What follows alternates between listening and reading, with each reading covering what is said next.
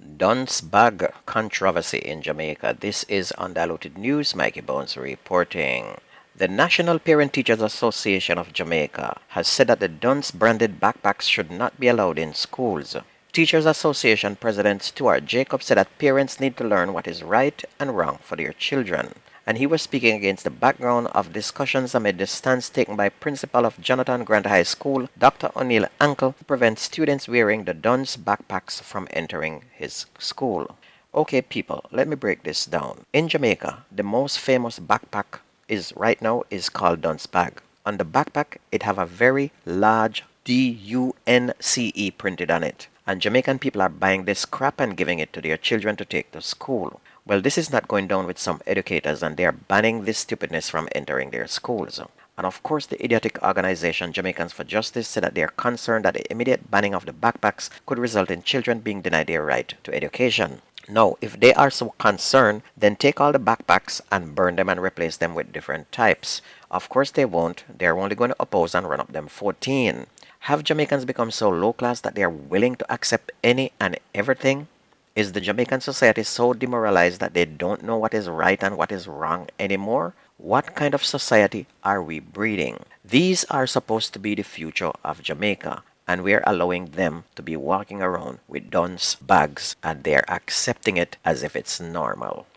The Jamaica government returned 36 Haitians to their homeland early yesterday morning, just 2 days after they arrived by boat. The Haitians comprise 18 men, 7 women, and 11 children, including 4 babies. They landed at Long Bay in the northeastern Jamaican parish of Portland just after 6 a.m. on Saturday morning.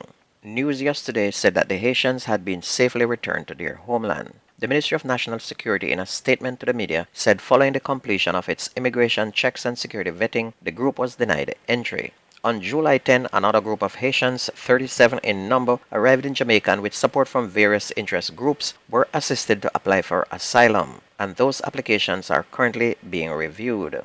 Apparently, the first set called home and said, "We get through, so send some more." Well, them luck ran out.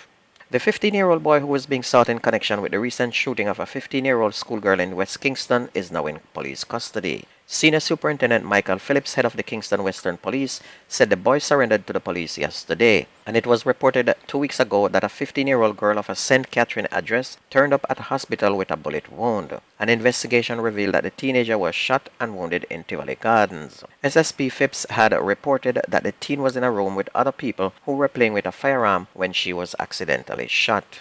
Meanwhile, the St. Ann police have disclosed that a total of 8 firearms were seized in the parish on Sunday afternoon. The weapons were discovered in a house that was occupied by a man who died of natural causes on Saturday. According to the commanding officer for the parish, Superintendent of Police Dwight Powell, police officers proceeded to a house at the Content District in Bohemia when the weapons were discovered. The premises was previously occupied by a man named Stennett Peart. One of 8 escapees from Black River Police lockup in June has now been found. The body was believed to be that of Alric Hutchinson, was found in an abandoned quarry in Ginger Hill in St. Elizabeth yesterday. The body was in an advanced state of decomposition. Deputy Superintendent Coleridge Minto, head of the St. Elizabeth Police Division, said it appears the escapee had been using a nearby unfinished building as a base. The 8 men considered high-profile prisoners escaped from the St. Elizabeth lockup on June 19. Another escapee, Richard Brown, was captured over the weekend, and he is to face trial on 4 counts of armed robbery. Another escapee, Demar Williams, otherwise called Kai Kyle, is now being sought in connection with a recent killing of a family in Waterloo District in Spanish Town in St. Catherine. So these people who escape are very dangerous.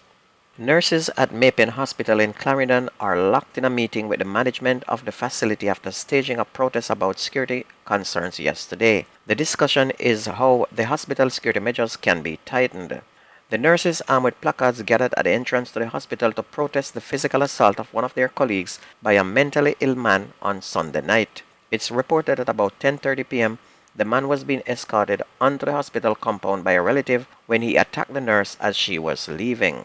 The nurse fell while trying to escape and was hit, including on the head, with a stone. She has now been admitted to hospital. The nurse said that security personnel at the hospital did not assist the nurse while she was being chased. The police had to intervene and assist in restraining the mentally ill man. He is also now a patient at hospital.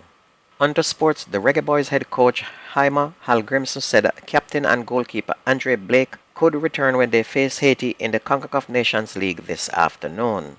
Blake missed the previous game against Honduras on Friday because of what Hallgrimsson described as a flu-like symptom. Jamali White played the game instead and contributed to a 1-0 win. Hallgrimsson addressed the media in press conference on Monday morning and was asked about Blake's health. He hinted that there would be a number of changes to the one that beat Honduras on Friday. This includes introducing striker Shamar Nicholson for full-time, who arrived in camp on Thursday and featured only as a second-half substitute against Honduras. Game time this evening is 8 p.m. our time and 7 p.m. Jamaica time. Obia is everywhere these days, even in football. Dressed in a colorful ponchos, a group of Peruvian shamans tie up an effigy of Neymar as they seek to neutralize him ahead of today's World Cup qualifying match against Brazil. The group of traditional healers from the jungle, mountains, and coastal areas call a Taita Inti Father-Son to help Peru in its match against five-time World Cup winners Brazil. We have neutralized Neymar by tying his feet. We tied him up so that he is not in good shape and doesn't run and play well, said Shaman Felix Rondon. The shamans blew into a conch shell as they carried out the ritual outside the national stadium, where they have erected a colorful altar with swords, amulets, flags, and photos of players from both teams. Earlier, they took ayahuasca, the powerful hallucinating concoction said to open the door to the spirit world. Shaman Walter Alakan said that the ritual was aimed at clouding Neymar's mind so that he cannot achieve what he is looking for, which is goals. Alakan predicts a tie, saying that the match will be difficult. Well, we will see how good this Obia is this evening. I'll be giving you the score tomorrow. Meanwhile, Neymar has broken Pele's record as the man who scored the most goals for Brazil. Neymar scored 3 goals on Friday against Bolivia to move his total to 79, which is one more than the king.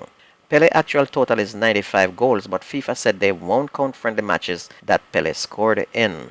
Well, second day of the Costa Cup competition saw Edwin Allenhammer Claude Mackay 7-1, Kellits High edge Thompsontown 1-0, Anota Bay High whip Iona 4-1, and a new school I never ever heard of about called Wycliffe Martin High edge St. Mary High 1-0. And in Manning Cup, Haile Selassie High pulled off a massive win, dropping 10-0 on Greater Portmore High, while Eltham tagged Denham Town 3-1. And if you ever miss the news on this radio station, please go to YouTube, type in Jamaican Undiluted News, listen, like, share, and subscribe to keep it going. That's news and sports on your favorite radio station. My name is Mikey Bones. I gone.